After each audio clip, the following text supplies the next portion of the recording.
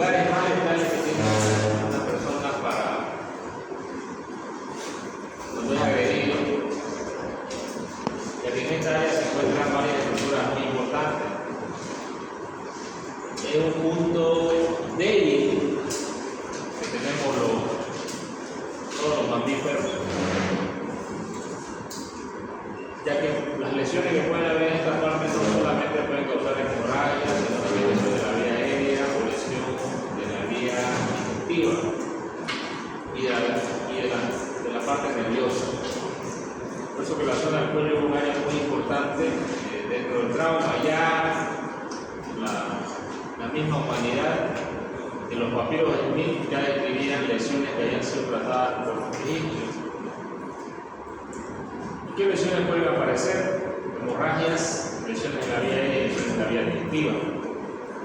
Aquí tenemos que lamentablemente las guerras han sido las que nos han dado los tratamientos. Aquí, por ejemplo, Ambrosio Páez, en plena batalla, liga una arteria carótida a un soldado. Este soldado, lamentablemente, ustedes saben que la carótida va a irrigar el polígono de Willis y el cerebro. Muchas de las complicaciones de esto es que el paciente puede quedar con edema cerebral, puede quedar hemipléjico, y el soldado quedó hemipléjico pero vivió, ¿no? Y lo hizo en pleno campo de batalla, hizo la ligadura del vaso. Y eso lo hizo en 1522. En 1803, Fleming, en la Primera Guerra Mundial, también ligó la arteria carótida común, pero lamentablemente este paciente falleció. Después han habido otros, como Albertini, también ligó la arteria de un paciente que fue herido por una cornada de toro. Quizá la lesión más letal que puede haber en el cuello es la lesión vascular de carótida y la lesión de la médula final, son las lesiones más severas. Luego en las guerras, la Primera Guerra Mundial, la Segunda, se han hablado de muchas lesiones y los villanos cirujanos comenzaron a aprender a atender este tipo de patologías. Pero también la población civil, debido a las agresiones, tenemos este tipo de lesiones. Y nosotros siempre vamos a enfocar desde un punto de vista prehospitalario, un punto de vista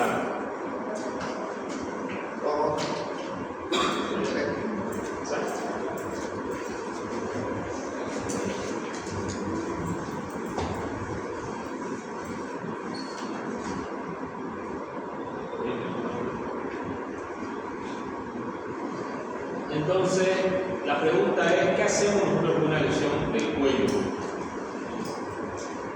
¿Cuándo decimos es penetrante, no es penetrante, lesionó la tráquea, lesionó el esófago, lesionó el vaso?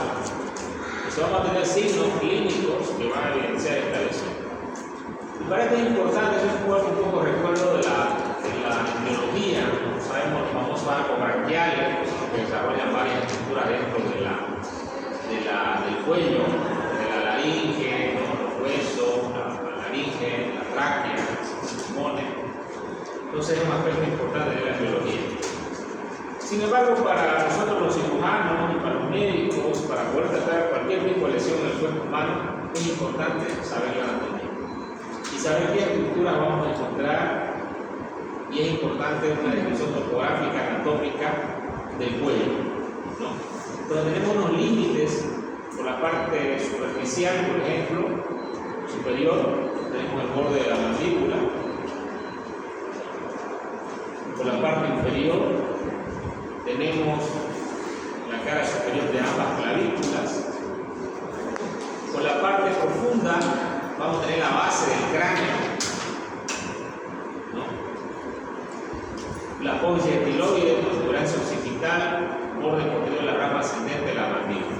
Estamos hablando de toda esta área de acá, de la parte posterior. Superior profundo, inferior profundo vendría a ser todo lo que está entre la vértebra C7 a D1, superficie superior de la primera costilla, borde superior del manubrio external, es decir, el vértice torácico. Entonces, ¿cuál es la base del cráneo? Nosotros nos acordamos de la base del cráneo, a esa parte, plano profundo superior. El plano profundo inferior ya dijimos hasta la C7D1. Tenemos nosotros triángulos de regiones en el cuello, justamente donde nosotros vamos a volar las estructuras. Algo, por ejemplo, que lo llevamos a la práctica, que es muy sencillo, pero que generalmente nunca los alumnos pueden detectar dónde queda el curso carotídeo. La parte práctica lo vamos a hacer. Y todo el mundo toca por acá abajo, por debajo del ángulo de la mandíbula, y no es el lugar donde se va a tocar. Si yo busco el pulso, tengo que identificar el cartílago tiroides, cricoides, por delante del externo cleidomastoideo, que es este músculo grueso que está acá. Por delante, contra la columna vertebral, yo tengo que hacer la palpación y recién voy a palpar el curso carotídeo. Palpar en la parte superior, en esta región de acá, que también se lo puede palpar, pero no es el área adecuada, porque aquí está el curso carotídeo. Esta área es más importante cuando quiero hacer el famoso masaje del curso carotídeo, que es un tratamiento médico que hacen algunos pacientes. Pues también ustedes recibieron la pelea el otro día de uno que salió de un karaoke, le daba uno y pum, caía en el suelo. ¿Bien? No ven noticia. Bueno. Acá justamente el bulbo carotídeo, justamente cuando le da un golpe a una persona en este lugar, la persona por el efecto parasimpático que es este bulbo carotídeo, hace una radical y cae desmayado. Se conoce también en la jerga de los boxeadores, se conoce como el interruptor. Apaga la luz como lo que cae, lo duerme. Entonces, el punto donde es esto. ¿Qué es lo que podemos valorar? ¿Qué estructura debemos valorar para identificar eso? Es verdad que hay pacientes que tienen un cuello bastante lleno de grasa, ¿no? Y es más difícil el examen físico, como con cualquier órgano de un paciente que sea obeso. Ustedes mismos han visto la ecografía, cuando hemos hecho ecografía. ¿Es más difícil los que tienen más grasa o no? Sí. Lo mismo el examen físico, ustedes palpen, pero ciertas estructuras óseas, por más gorda que sea la persona, ustedes lo van a palpar. Por eso es importante tener en cuenta estos puntos óseos. Por ejemplo, el ángulo de la mandíbula, ustedes lo pueden palpar. El manubrio, por más gordo que sea la persona, se va a poder palpar. Y esto nos va a dar ciertos límites importantes para identificar las estructuras que se encuentran en la región del cuello. Entonces nosotros tenemos por la parte posterior hasta la base, ¿no? Y acá tenemos también músculo, pero obviamente acá en esta parte si tenemos alguna lesión, probablemente no tengamos una lesión vascular, pero sí vamos a tener probablemente una lesión nerviosa, ¿no? No solamente tenemos la columna vertebral, también tenemos la tráquea, la laringe por afuera. Tenemos una división entre la mandíbula, que es el hueso ioides, donde van a ver la región supraioidea y la región infraioidea, de acuerdo a esta anatomía. Tenemos algunos triángulos anteriores, posteriores, los músculos internos cleidomastoideos, por ejemplo. Aquí están todos los músculos que están por encima, son los músculos supraioideos. Los que están por debajo son los infraioideos. En la línea media vamos a tener la tráquea. Para nosotros es importante la tráquea, porque nosotros en algún momento, en una situación, tenemos que hacer esta traqueotomía y tenemos que identificar el cartílago tiroides y el cartílago cricoides. La identificación de esto nos permite que nosotros podamos colocar una válvula dentro de la membrana cricoidea y podamos oxigenar al paciente hasta hacer una cricotomía abierta, ¿no? Porque una punción la puedo hacer en menos de 5 segundos. Si sé el lugar y sé cómo hacerlo, es sencillo. Cualquiera de ustedes la podría realizar con un entrenamiento básico. Pero obviamente las situaciones van a ser cuando se ameriten. Además, las cosas deben hacerlas por practicar solamente en un paciente. Porque eso debería ser algo antiético, y no solamente antiético, antimoral, ¿ya? Yo no puedo, por aprender, practicar en una persona cuando no necesita el procedimiento.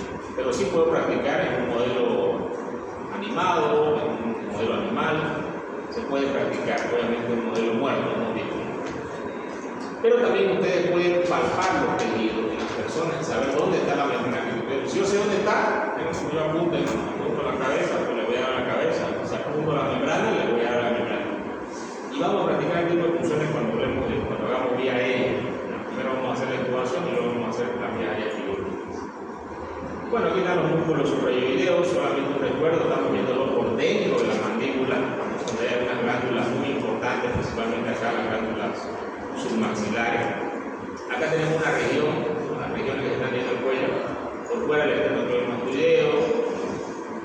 Aquí tenemos la región de la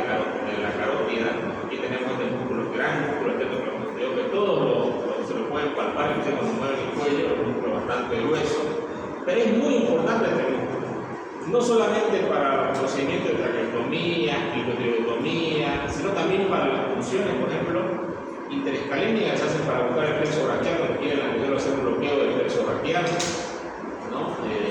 También cuando quiero hacer una función de la yugular, de la yugular externa, por ejemplo, de la yugular interna, puedo usar estos puntos de referencia importantes cuando quiero hacer una función para buscar la vena subclavia. Entonces la anatomía es donde nosotros la aplicamos, ¿no? Y en cirugía es donde ustedes aplicarían la anatomía que aprendieron allá abajo. Hoy en día se habla de una anatomía aplicada. Probablemente yo creo que con los años esas materias van a desaparecer probablemente del primer año y se van a aplicar más a otras partes donde se apliquen, ¿no? ¿De qué me sirve aprender anatomía de memoria si en la vida real no puedo aplicar? O sea, no tiene sentido. Yo también creo que con el tiempo probablemente los pesos se van a cambiar y se van a aplicar más a otras materias que son más importantes como la materia de cirugía. Ustedes deciden saber muy bien la anatomía. Tenemos la región parótida, no está la glándula parótida, que es una glándula submaxilar también importante, el conducto externo. Aquí tenemos el esternocleidomastoideo, su nombre lo indica, ¿no? Se inserta en la apófisis mastoide. Acá ya vamos a ver los triángulos anteriores y los triángulos posteriores. ¿Qué estructuras tenemos nosotros que son de vital importancia? Tenemos los vasos arteriales y los vasos venosos. Una pregunta siempre que algún alumno pregunta, ¿dónde se puede ligar? Las venas siempre se pueden ligar todas. No importa si es la vena yugular interna, se puede ligar. Porque es más fácil que el paciente se muera desangrado. Y una de las evidencias más importantes cuando hablamos de un trauma del cuello es la hemorragia. Entonces, parar la hemorragia es muy importante. En caso de que yo la detecte la yugular que está sangrando, aunque sea la yugular interna, se puede hacer la ligadura para pararla. Ligar la arteria carótida generalmente no es aconsejable. Se la puede reconstruir justamente porque irriga el cerebro.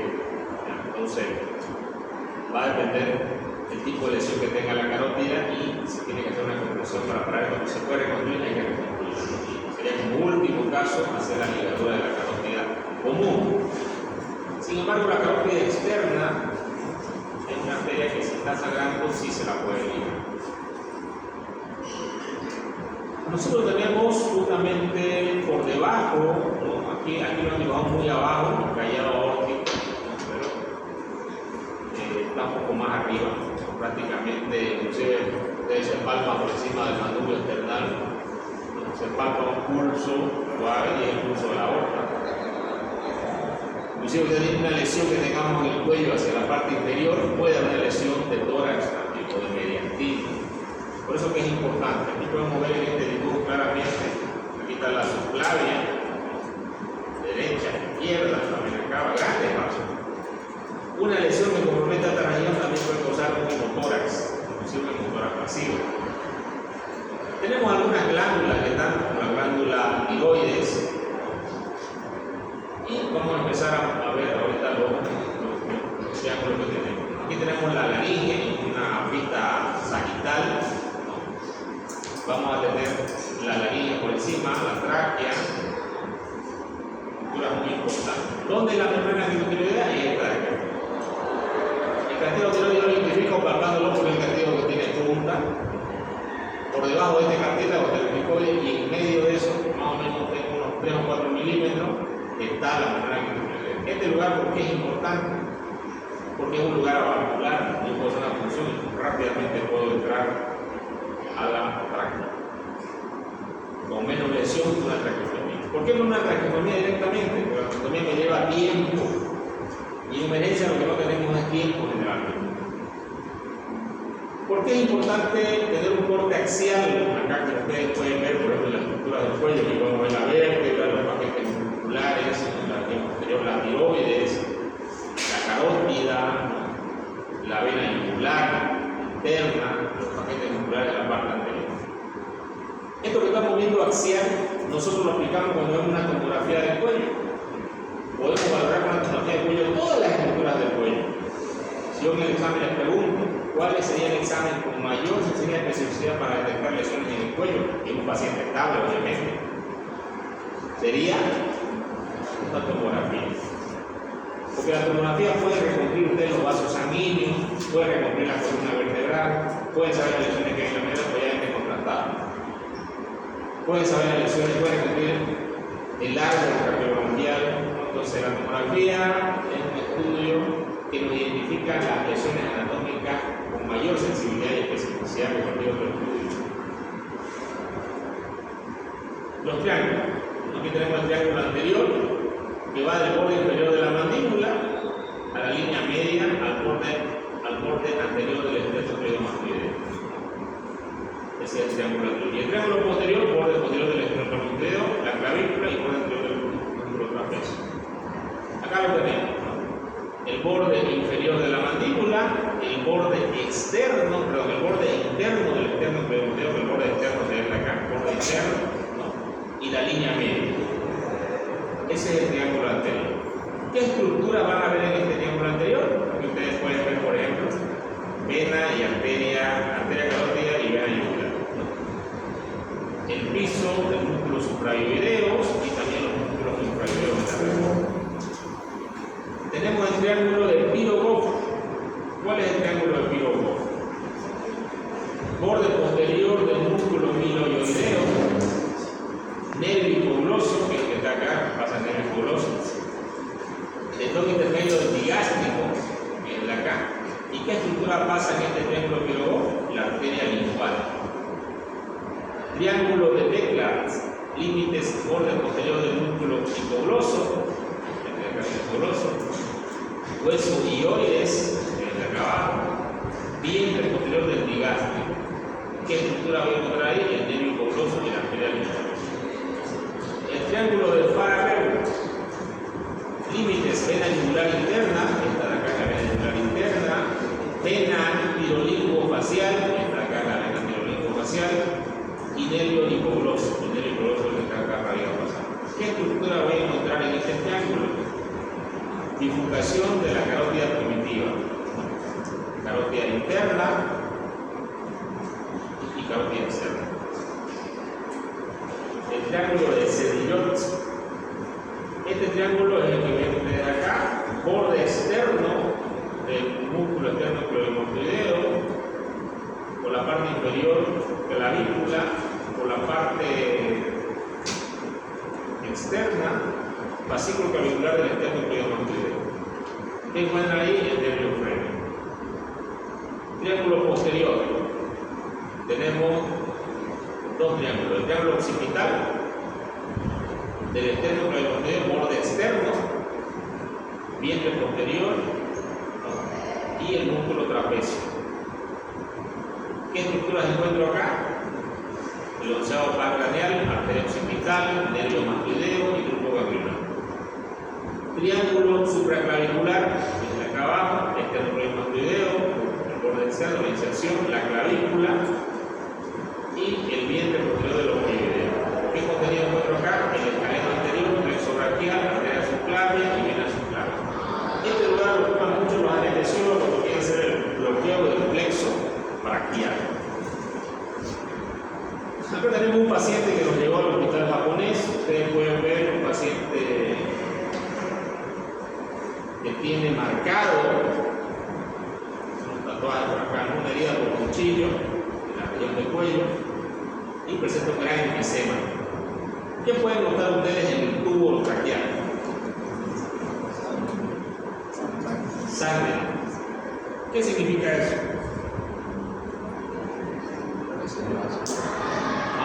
Una lesión de vaso. ¿Perdón? Lesión de vaso.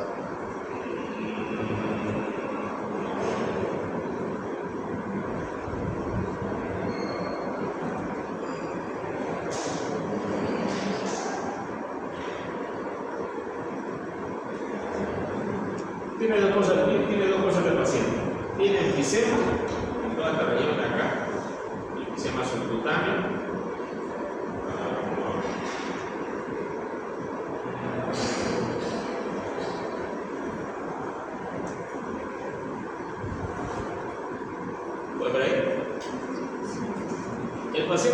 enfisema en toda esta región. Tiene enfisema y tiene sangre en el tubo. ¿Qué significa eso?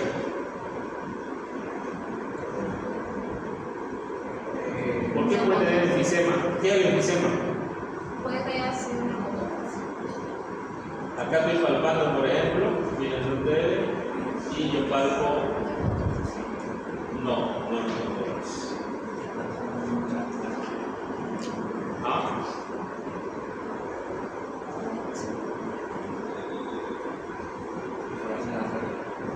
Eso, una perforación de la tráquea, facilito, digamos.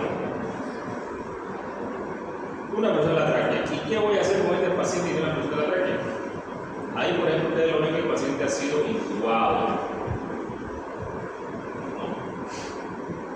Yo estoy palpando acá el enfisema subcutáneo que tiene el paciente.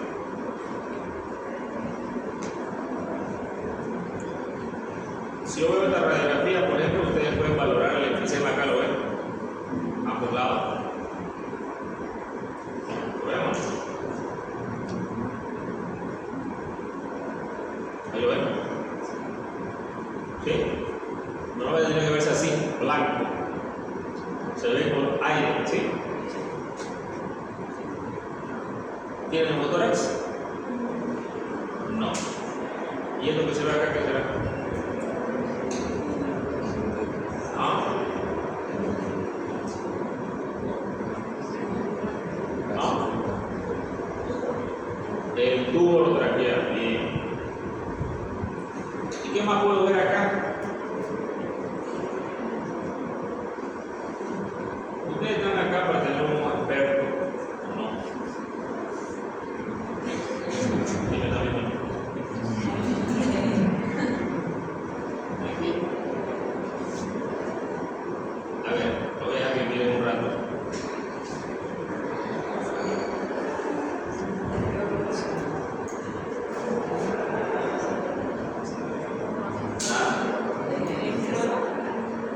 ¿El qué?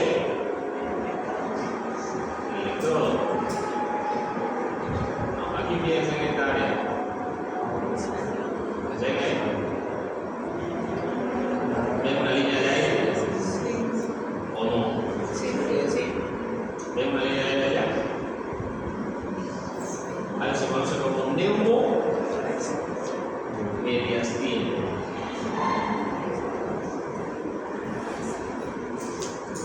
Bueno, vamos a seguir con el tema.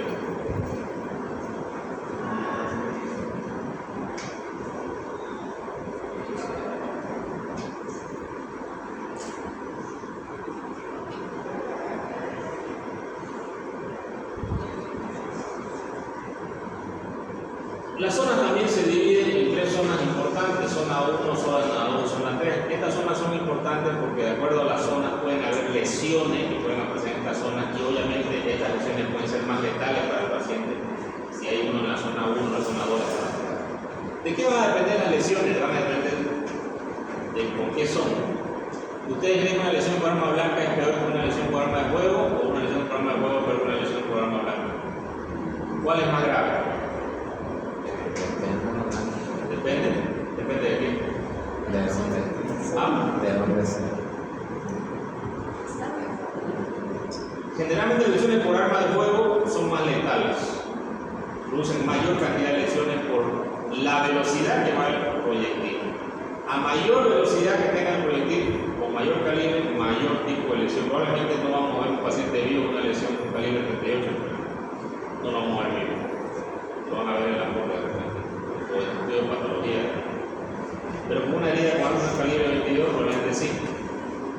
Las heridas por arma de fuego, dependiendo también del proyectil, hay proyectiles que pueden causar, aparte de las lesiones que van a causar ese momento por las lesiones de los tejidos, pueden causar otras lesiones por la onda expansiva, ¿no?, que se produce cuando el proyectil ingresa dentro de los tejidos. Y esta onda expansiva puede producir trombosis, por ejemplo, de la carotida, que puede ser letal y mortal en el paciente.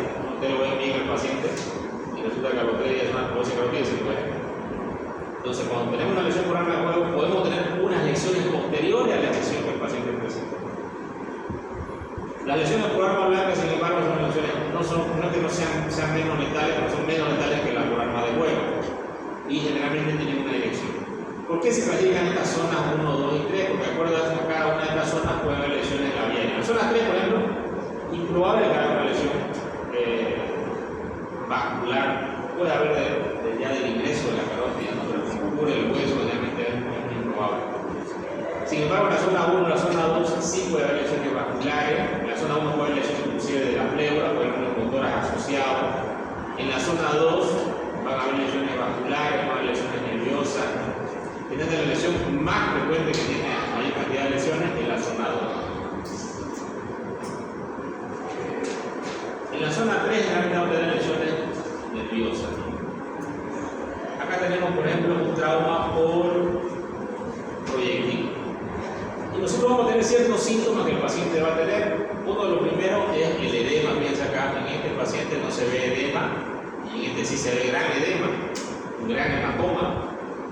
Importante el examen físico y la palpación, como también la hemorragia en ese momento, o hematomas que estén creciendo constantemente. A esto nosotros vamos a llamar signos débiles y signos fuertes. ¿No? Obviamente, esto no va a hacer que nosotros rápidamente hagamos un tratamiento en quirófano del paciente o solamente observación y le hagamos un estudio al paciente. No sirve entrar con un paciente que no requiere cirugía, porque aumentaríamos su mortalidad, ya que yo tengo que explorar todas las estructuras del cuello, ¿no es cierto? Y un paciente que yo entre a quirófano de emergencia tiene que ser solamente por lesión de la vía aérea o por hemorragia. Si es una lesión del esófago que yo no la he visto, probablemente yo vaya a valorarla adecuadamente, aunque tenga el paciente abierto, porque se valora mejor con estudios como la fluoroscopía o la endoscopía. Entonces es importante saber en qué momento el paciente tiene que entrar o no tiene que entrar al quirófano.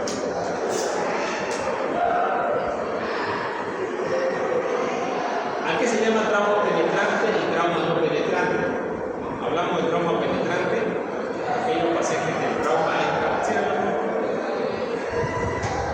Están jugando.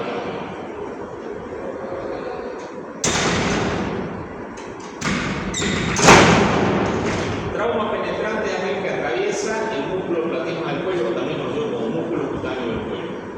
Es el único lugar en el cuello que cuando tenemos entonces se considera trauma penetrante.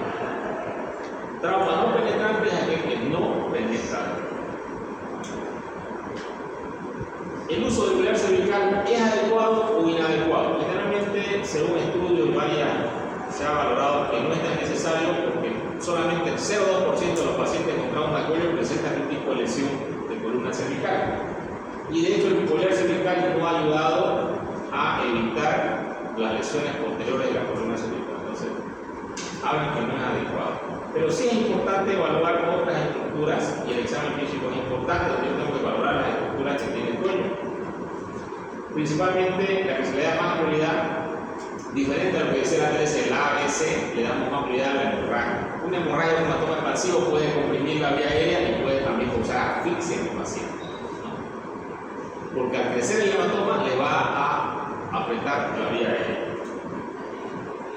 El examen físico es muy importante. Acá justamente ustedes ven como yo hundo los dedos en este paciente con trauma de cuello y palpo con el enfisema, palpa con burbujas, ¿no? Y hemos marcado hasta dónde llega el enfisema. Es importante valorar si el paciente está consciente, está inconsciente, ¿no? En este caso el paciente está intubado, ahí está la herida por larga, ahí está un tatuaje.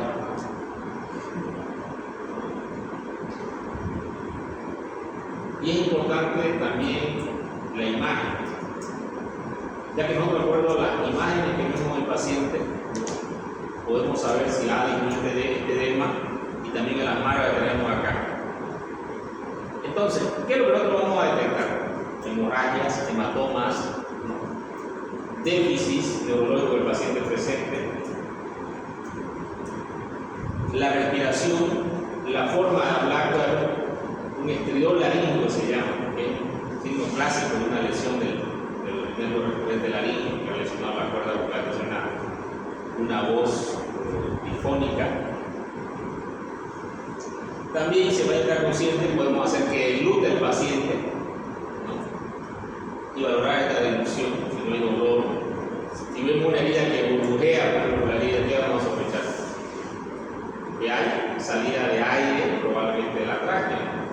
Si vemos saliva en la herida, ¿qué vamos a sospechar? Que probablemente hay una perforación del esófago. Si vemos alimento, ¿sí? Entonces el examen físico es muy importante valorarlo adecuadamente. Cuidado en la vía aérea. En la vía aérea, nosotros debemos valorar si el paciente está en insuficiencia respiratoria o no. Y se le da más prioridad, como les dije, a la hemorragia. Si un paciente tiene hemorragia, rápidamente debo meterlo al quirófano para abrir el hematoma y parar la hemorragia, porque esa hemorragia va a seguir creciendo y me va a comprimir la vía aérea. Y probablemente tampoco lo voy a poder intubar al paciente a la hora que quiera intubarlo, debido a que la tráquea está movilizada hacia un lado.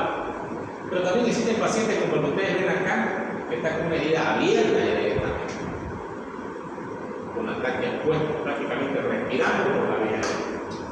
Y esto me hace acuerdo de un paciente que me llamaron una vez, un colega me llama a una clínica y llego yo allá y se había disparado, la que van a tratar desde chico. Y estaba saltando a un camión y el camión sacó un revólver y le disparó totalmente en el cuello. Salió todo esto, y quedó con la tráquea y respiraba. Todo sangraba y él respiraba, estaba consciente. Yo llego a la clínica y estaba yo firmando al paciente y el anestesiólogo estaba por sedarlo. Y yo le digo, lo voy a sedar para intubarlo porque usted le haga la traqueotomía. Este es el único caso donde ustedes no pueden intubar a un paciente. Porque ustedes lo intuban por arriba, el tubo por ahí se va a salir. ¿Lo van a poder considerar? No. El único caso donde ustedes no deben intubar a un paciente es una lesión de vía aérea. Esa ya es una vía aérea primera del paciente. ¿Qué es lo que tengo que hacer yo? En esa lesión tengo que agarrar y meterle por ahí el tubo traqueal o la traqueotomía directamente. Porque yo estoy ya con una vía aérea abierta. Entonces el anestesiólogo no puede hacer nada. Si me lo seda, el paciente va a dejar de respirar. Entonces más bien lo tengo que hacer prácticamente como el paciente vivo. ¿Por qué? Porque está oxigenando. A veces se conoce como juicio clínico. Muchas veces los anestesiólogos me dicen no, y si lo seda, lo seda, el paciente se seda, no respira, lo va a intubar y no va a poder llegar a la vía aérea, porque el tubo se le va a salir por acá y no lo voy a poder oxigenar. Y el paciente probablemente haga hipoxia y haga paro. Entonces no le haga nada, le pone anestesia local y le hice la traqueotomía prácticamente con anestesia local al paciente. Igual va a cobrar, le digo, monitorícelo al paciente. Si tenemos una lesión alta, podemos hacer una cricotilotomía o podemos hacer una traqueotomía directamente. Conductas. ¿Cuál es la conducta más importante? Tenemos que estar listos para entrar al quirófano con un paciente que lo requiera y obviamente los signos de shock hipovolémico hemorrágico, dependiendo del grado, son los que van a hacer alertar esto. Porque ¿hasta cuándo puede sacar un paciente? Está con 8 grados, 3 grados, 4, ya perdió 40, 30 por su volemia, no va a poder sacar más. Entonces yo tengo que estar listo para parar la hemorragia. ¿Y qué es lo que me da la pauta? Obviamente los signos de shock hipovolémico grado 3, un paciente hipotenso, una persona que la media por grado 60, un paciente que está único y un paciente que está cerca de morir. Entonces yo debo parar la hemorragia. Si es que tengo una lesión del tubo digestivo, puedo colocar una sonda nasogástrica, ¿no? Para valorar si hay lesión. En caso de que haya lesión, preparar la lesión y dejar una sonda nasogástrica en el paciente, ¿no? ¿Qué datos clínicos son importantes? ¿Por qué lesiones busco cuando yo voy a identificar lesiones en el cuello? Lesiones del tracto respiratorio, en este caso la voz es muy importante, ¿no? La hemoptisis, que es la salida tos con sangre, ¿no? Como este paciente, ustedes vieron, había sangre, ¿no? Apnea. Digestivo, salida de saliva o resto de alimento, la herida que tiene en el cuello, hematemesis. Aire rectofaríngeo, se puede ver en la radiografía, ¿no? Columna cervical. El famoso signo de Meningorede, también se lo ve cuando hay una megatinitis.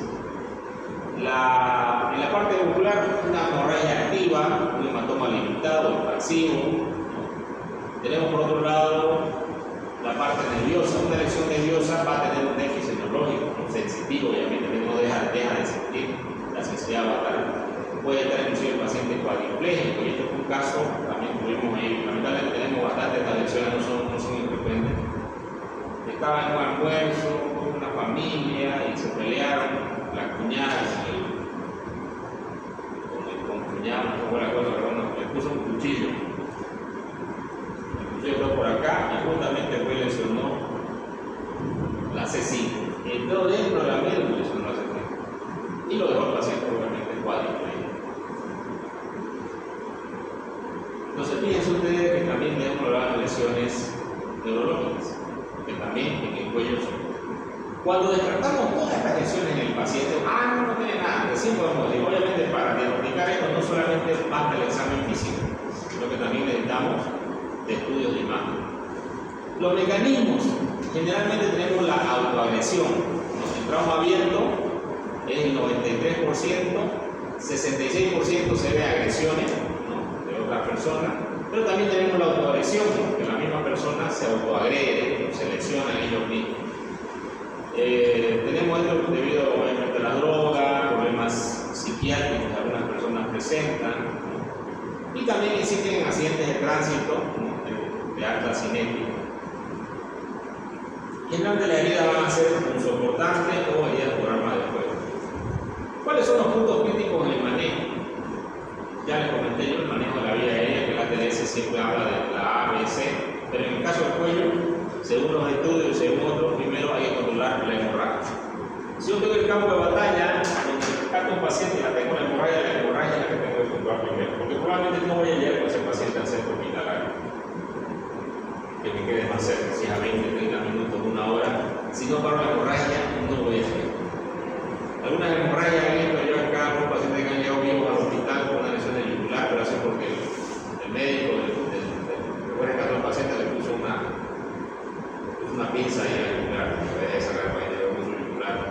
Llegó el paciente choqueado, un paciente que estaba en moto borracho y se chocó contra un vehículo y se metió dentro del parabrisas del vehículo, justamente el cuello cortó.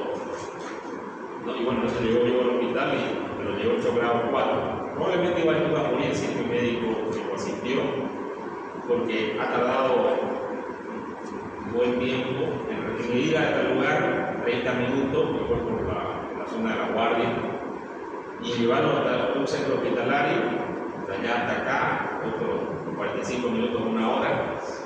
Eso es suficiente para que una persona se muera. Y no se murió porque el médico actuó con una pinza y paró la hemorragia. Entonces, lo más importante es el trauma del cuello hemorrágico, parar la hemorragia. Si yo veo una herida pequeña, también otra arma que tengo es meter una sonda Foley e inflar un balón y jalar el balón y parar la hemorragia. Y muchas veces eso lo tengo que hacer en el campo de batalla. No voy a poder llegar con este paciente probablemente al hospital. Entonces aquí el hospitalario es muy importante de estos pacientes que van a llegar o que van a ser atendidos en la misma zona donde está la hemorragia. Es importante después de esto valorar la vía aérea y en caso de que tenga que controlar la vía aérea se la puede controlar de acuerdo si necesita o no el paciente. ¿Qué parámetros yo voy a medir? Obviamente saturación de oxígeno, una baja saturación de oxígeno, un paciente que esté bradinéico, repito menos de 10, o esté taquinéico, repito muy rápido. Son los pacientes que yo probablemente voy a realizar una intubación o traquear en el prehospitalario. Después los demás pacientes que yo les coloque oxígeno y los esté oxigenando, probablemente van a llegar hasta el hospital.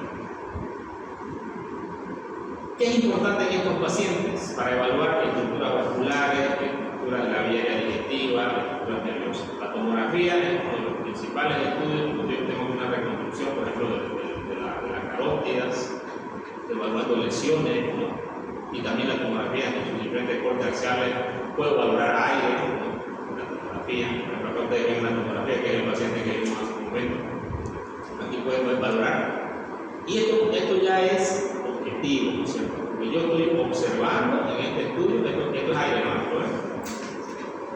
Celular subcutáneo, aire. Estos son los pulmones, esta es la tráquea. Todas las estructuras anatómicas son normales, menos este aire que está acá. Si tiene aire, toda esta región de acá arriba. Entonces vamos a los estudios objetivos. Aquí la radiografía, fíjense ustedes. Aquí ustedes ven la parte del aire. En este corte tomográfico axial, aquí se ve el aire. ¿Lo ven? ¿O no? Hablan. No vale nota. Acá tenemos la fluoroscopía. ¿Y qué es la fluoroscopía? Son los rayos X dinámicos. Fluoroscopía significa rayos X pero de forma dinámica. Yo le doy contraste a un paciente y veo cómo el contraste baja hacia el estómago, ¿no? Y acá en este estudio también se llama esofagografía.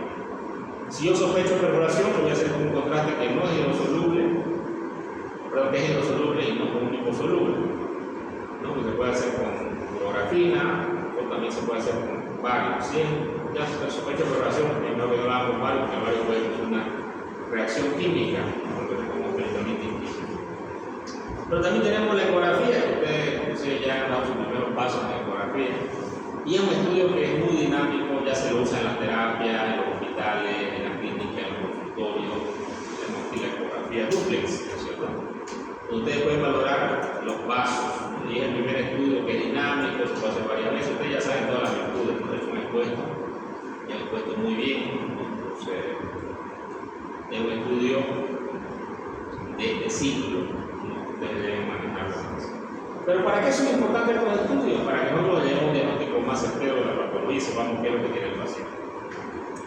¿Cuáles son las indicaciones para la cirugía? ¿No? ¿En qué caso nosotros vamos a operar al paciente o no vamos a operar?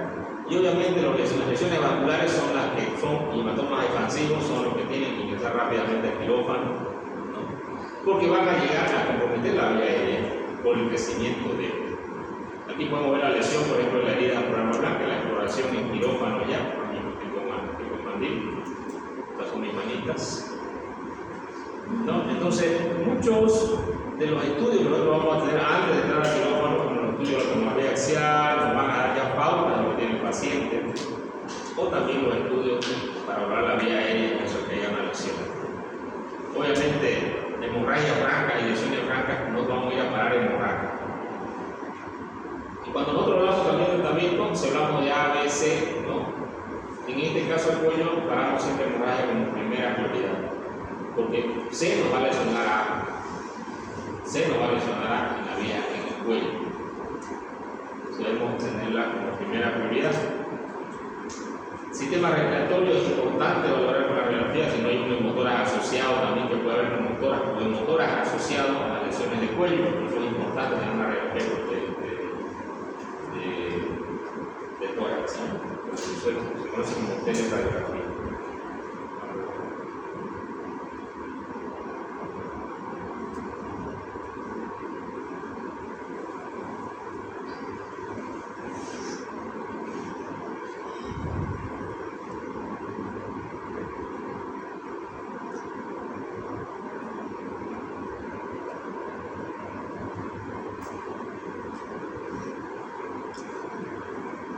Aquí tengo una lesión penetrante. Se considera cuando atraviesa el platisma. ¿Qué es lo que me interesa valorar? Signos mayores. Por ejemplo, ustedes tienen shock, ¿no? Hemorragia activa, un hematoma expansivo o hematoma creciente, el blurring que hablaban los americanos, que es el burbujeo de la herida que burbujea, una herida soplante, un paciente difónico o el síndrome de Horner, que está mal escrito por la traducción, para que la traducción no es Horner, es Horner. ¿Se acuerdan cuál es el síndrome de Horner? Párpado caído, iriasis, ese es el signo de Horner. Si existen estos signos mayores, nosotros vamos a entrar a quirófano. Es ineludible. Si no existe ninguno de estos signos, vamos a observar al paciente. ¿En qué caso? Neumonía, disfagia, fiebre, leucotosis, sangrado, neumotora de reconciencia, vamos a hacer exploración. Y vamos a hacer estudios para estos pacientes. ¿Qué estudios vamos a hacer al paciente? Angiotomografía con contraste, oral, sospecha de lesión digestiva, esofagograma, endoscopía flexible, endoscopía rígida, sospecha de lesión de vía aérea, liposcopía, broncoescopía virtual, sospecha de lesión de vía aérea, angiotac, angioresonancia, angiografía y pasa arterial y pasa venosa. Siempre que tenemos una lesión en el cuello, jamás al paciente, si el paciente no tiene otros signos, pero es una lesión penetrante, jamás ustedes van a darlo de alta para ir a su casa. Tiene que tener todos estos estudios y ser valorado por los especialistas que valoran estos estudios. De la parte vascular, el cirujano vascular. De la parte neurológica, el neurocirujano. De la parte digestiva, también el cirujano.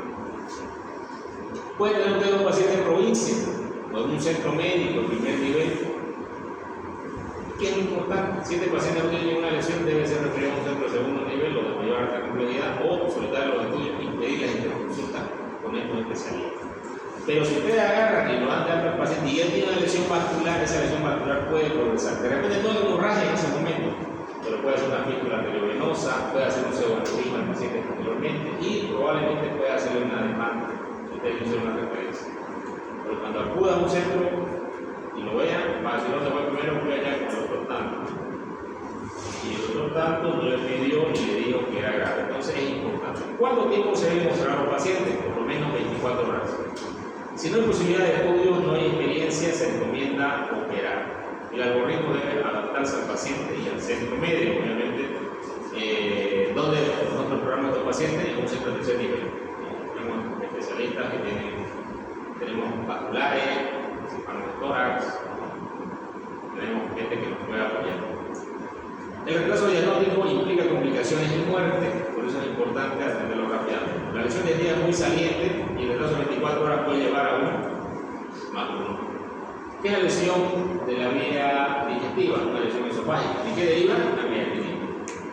Si esa miastinitis no es diagnosticada en 24 horas, la mortalidad va elevándose. El paciente va a empezar a hacer sexo. Entonces, ¿qué signos debo valorar en estos pacientes? Signos de infección, como fiebre, leucocitosis, y me van a dar parámetros de lesión. Algoritmos para manejo de pacientes con síntomas pudientes, ¿no? Ya, ¿cómo me pareció lo que la cosa? Una vez de la exploración.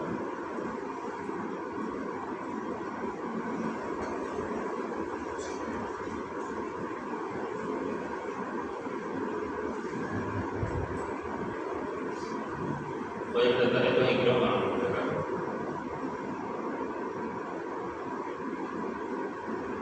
Separó la hemorragia del paciente y se trató la lesión que tenía la lesión en la tráquea.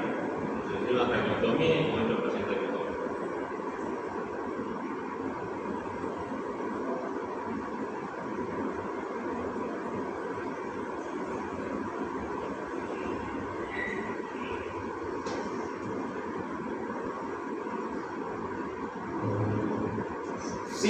Síntomas modestos o moderados en pacientes asintomáticos. Depende de la zona 1, zona 2, zona 3. Zona 1, descartar lesión vascular, descartar lesión aerodigestiva. Zona 2, radiografía de tórax, un estudio de rutina. Tomografía, si hay hematoma o no tórax. Primero placa de tórax. Zona 2, examen físico, examen normal, descartar lesiones si se alejan las estructuras vasculares o aerodigestivas. Tomografía computarizada muestra rasgos de proyectil de algunas lesiones, incluso sin contraste. Lesión vascular, si sospecho lesión vascular, pido una angiotomografía o una angiografía. O un ultrasonido, un duplex también me sirve, ¿no?, para valorar las lesiones vasculares en el cuerpo. Lesión aerodigestiva, que son las lesiones del esófago, la tráquea o la laringe. Si es de la traqueolaringe, una laringoscopía para mirar dentro de la laringe, una broncoscopía con fibra óptica, que es un tubo más delgado que entra dentro de los bronquios. El esófago, ingesta de gastrografina, el contraste de la broncoscopía, que puede ser flexible, y la tomografía computarizada también nos va a dar datos.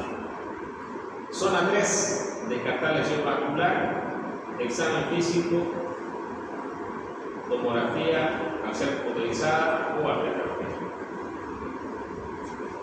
Cuando hay una lesión, vértebro, cerebro, cervical, ¿no?, vamos a hacer fractura de columna cervical, examen lógico no explicado por imagen cerebral, síndrome de Horner, implica una lesión del neurofrénico, fractura facial, Lefford 2 o Lefford 3, fractura de la base del cráneo que implica forarme tragado o forarme lacerado, lesión de tejido blando del cuello, por ejemplo, lesión en cinturón de seguridad o ahorcamiento.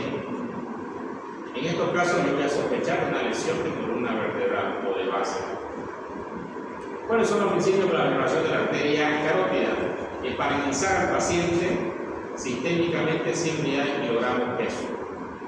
Si es necesario, la reparación compleja, recesión con anastomosis, terminal o injerto o introducción o reparación de la base del cráneo.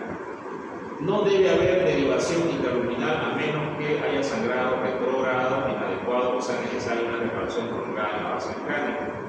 Reparación con punto de sutura 6-0 por polipropileno en niños con la arteria interna en todos los pacientes.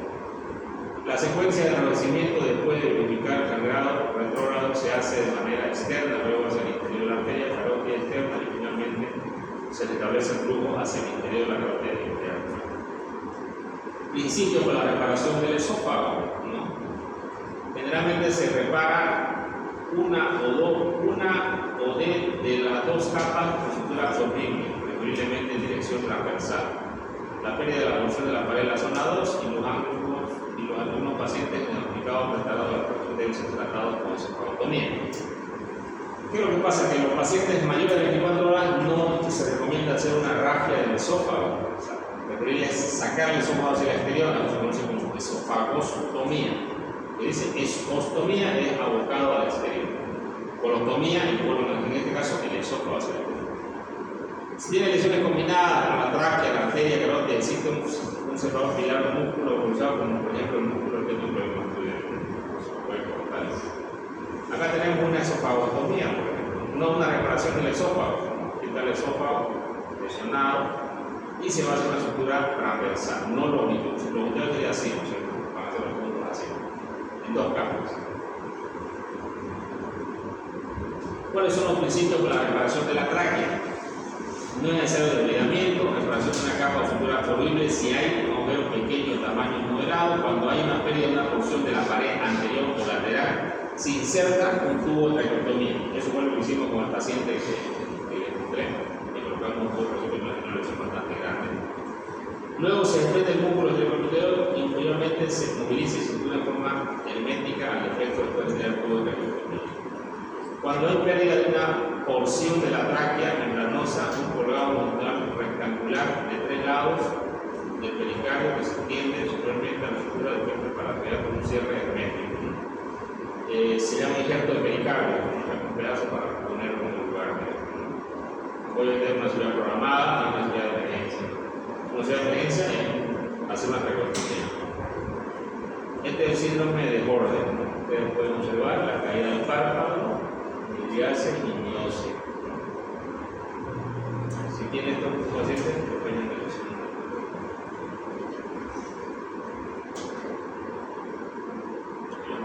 ¿Alguna pregunta? ¿Me pasan la lista? ¿Qué más pasa?